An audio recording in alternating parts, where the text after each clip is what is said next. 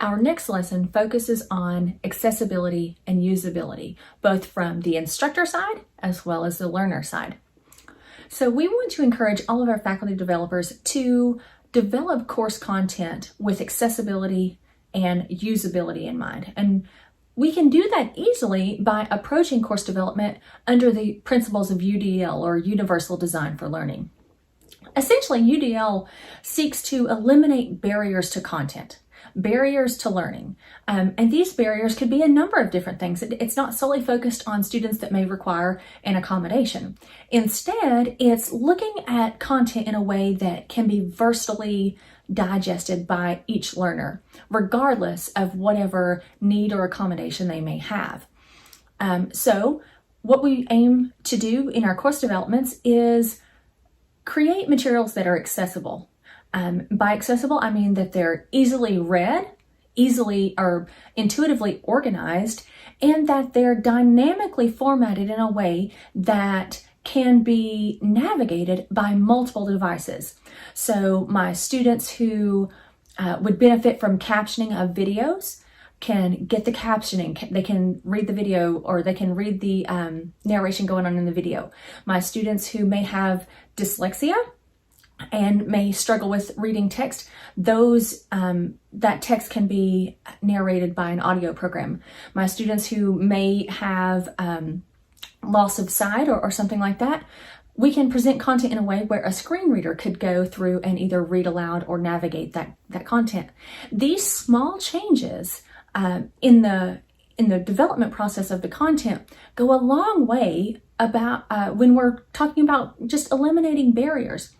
Students across the spectrum would be able to benefit from an accessibly conscious course.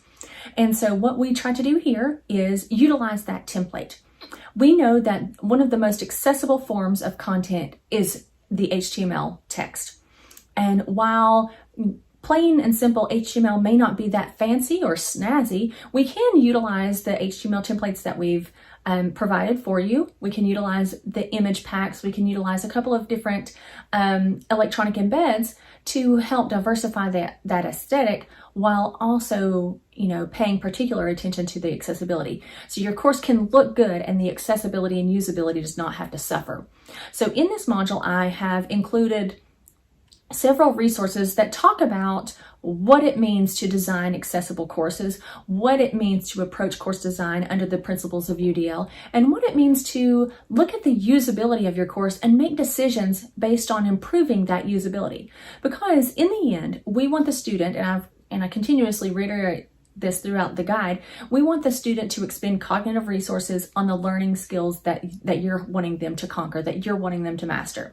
We don't want them expending unnecessary cognitive skills trying to navigate something, or trying to understand a process, or trying to understand the scaffolding needed for an assignment. Instead, we want them to focus on truly creating a valuable product for you to assess their content mastery. And so the purpose of this lesson is just to overview what it means to design accessibly, what it means to produce content in a way that's versatile enough so that a myriad of learners can approach the content without any sort of barrier or issue. It's always a good practice to be proactive when you are developing your content. Proactive, accessible design really decreases the amount of time you have to spend being reactive should a student need an accommodation, or should a student encounter an issue using your content or course.